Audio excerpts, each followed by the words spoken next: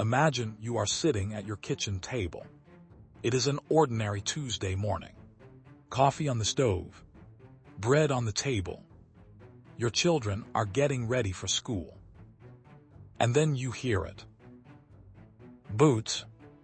On the staircase. More than one pair. Moving with purpose. Not rushing. They never rushed. They didn't need to. Because they already knew exactly where you were. The Gestapo, the Geheimstaatspolizei, the secret state police of Nazi Germany, were not just a law enforcement agency. They were a system, a machine built specifically to make you feel that nowhere was safe. Nobody could be trusted. And resistance was not just dangerous, it was futile. And the most chilling thing about them, they were right. This is the story of what it actually felt like to be hunted by the Gestapo. Not the organization, not the statistics, but the experience, the fear, the impossible choices, and the people who lived and died inside it. Most people imagine the Gestapo as an enormous army of secret agents lurking on every corner. The reality is far more disturbing. In 1937, the entire Gestapo force for the city of Dusseldorf, a city of 500,000 people, consisted of just 43 officers. 43. They did not have enough people to watch everyone. They did not have enough people to follow everyone. They did not have enough people to infiltrate every conversation and monitor every household. So they did something far more efficient. They got ordinary people to do it for them. The Gestapo ran almost entirely on denunciations. Ordinary German citizens writing letters, reporting their neighbors, their colleagues, their friends, in some cases, their own family members. Historians estimate that the majority of Gestapo cases were opened not by Gestapo initiative, but by tip-offs from the public. Think about what that means. The most feared secret police force in history was powered not by thousands of trained agents, but by the woman next door, the man at the post office, the colleague who wanted your job, the neighbor who had a grudge from 3 years ago. The Gestapo did not create a surveillance state. They created something worse. They created a society that surveilled itself. For most people, the Gestapo did not arrive dramatically. There was no raid, no smashed windows, no shouting in the street. There was a knock at the door. 2 men, plain clothes, no uniforms, perfectly ordinary looking. They showed identification. They asked you to come with them. They were almost always polite. That politeness was part of it. It was designed to prevent a scene, to prevent neighbors from gathering, to make the whole thing feel administrative rather than monstrous. You were not being arrested. You were simply being asked to answer a few questions. Most people went quietly, because what else do? You tell yourself it is a misunderstanding. You tell yourself you have done nothing wrong. You tell yourself you will be home for dinner. Some of them were.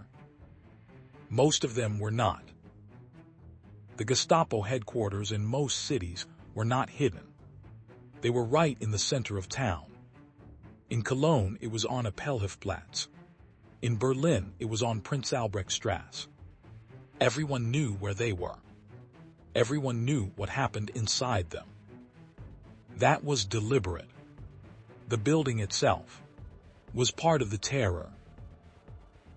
The basement cells of Gestapo headquarters were designed with one purpose: not punishment, Not even information.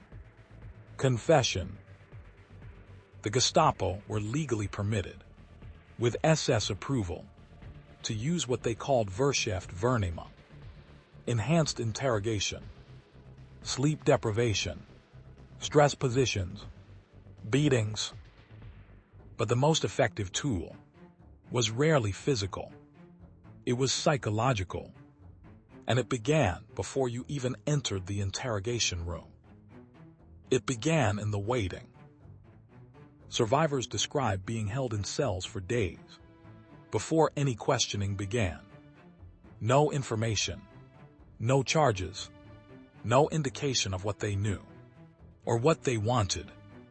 Just silence, in time, and the imagination, doing the Gestapo's work for them. When the questioning finally came, interrogators used a technique survivors called the hot and cold method. One officer friendly and understanding, one officer threatening and cold. The alternation designed to disorient, to create dependency, to make the prisoner feel that cooperation was the only path to safety. And the cruelest trick of all, they already knew. Often they already had everything they needed. The denunciation had been specific. The evidence was already gathered. The questioning was not to find information. It was to get you, to give up the people around you. This is the part that is hardest to understand. From the outside, when you are sitting in that basement room, sleep-deprived, isolated, afraid, you are not just being asked questions. You are being asked to make a choice that no human being should ever have to make. Give up a name and live, possibly. Stay silent and face consequences you cannot fully imagine, but have heard enough about to fear completely. Some people held, people of extraordinary courage, who endured things that should not be endured, and said nothing. Their names are rarely remembered. Their sacrifice saved the people around them. Some people broke, and before you judge them, understand that breaking was not weakness. It was humanity. The Gestapo were experts at finding the exact point where any human being will do anything to make the pain stop. There were people who gave up names and spent the rest of their lives unable to forgive themselves. There were people who refused to give up names and were murdered for it. And there were people who walked out of Gestapo headquarters and spent the rest of their lives wondering, how? The Gestapo did not just hunt people. They broke the bonds between people. They made trust itself into a luxury nobody could afford.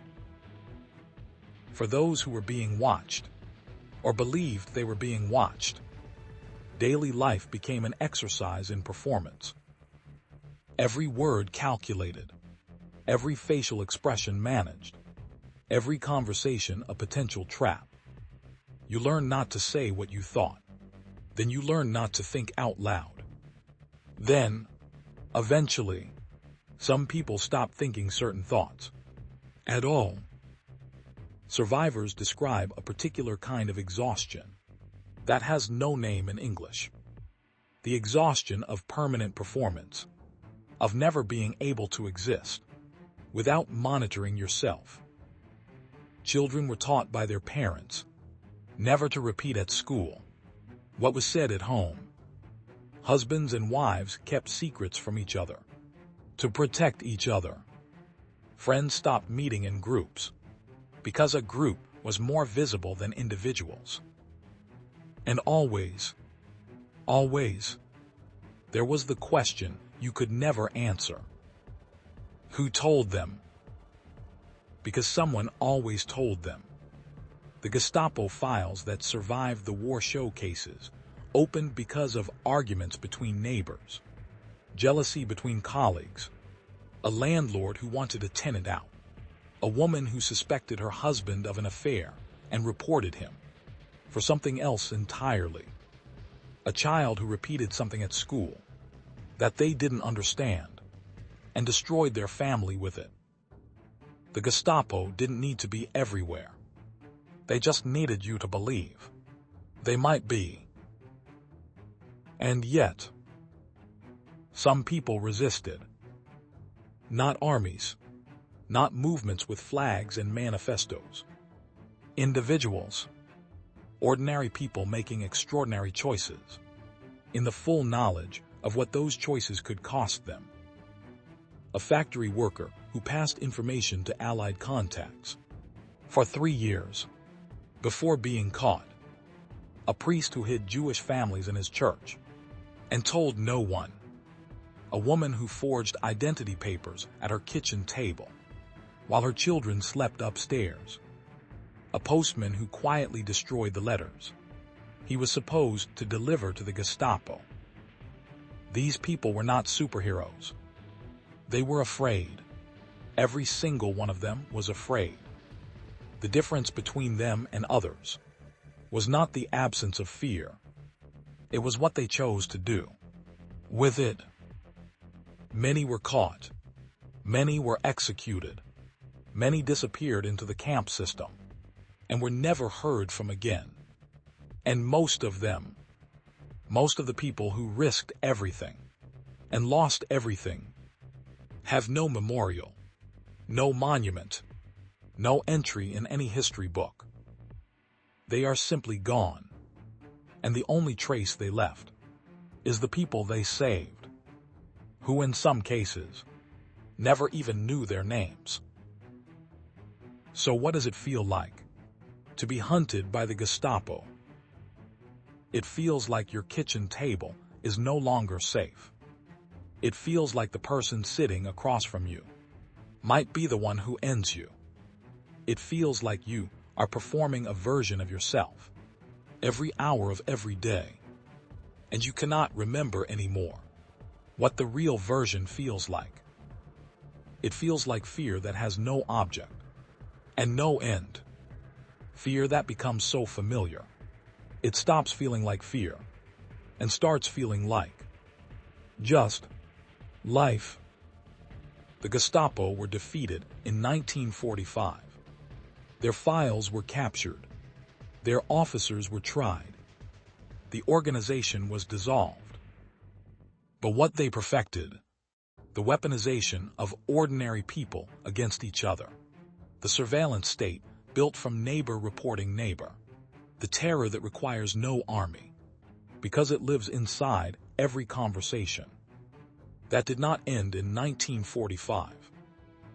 It never ends. It just changes address.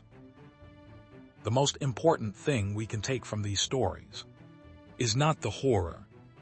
It is the handful of people who looked at that system and chose defiance anyway, in the full knowledge of the cost, without any guarantee of survival, without any promise that anyone would ever know their name. That is what courage actually looks like. Not the absence of fear, but the decision that something matters more. If this video meant something to you, share it with someone. Subscribe if you're new here, and I'll see you in the next one.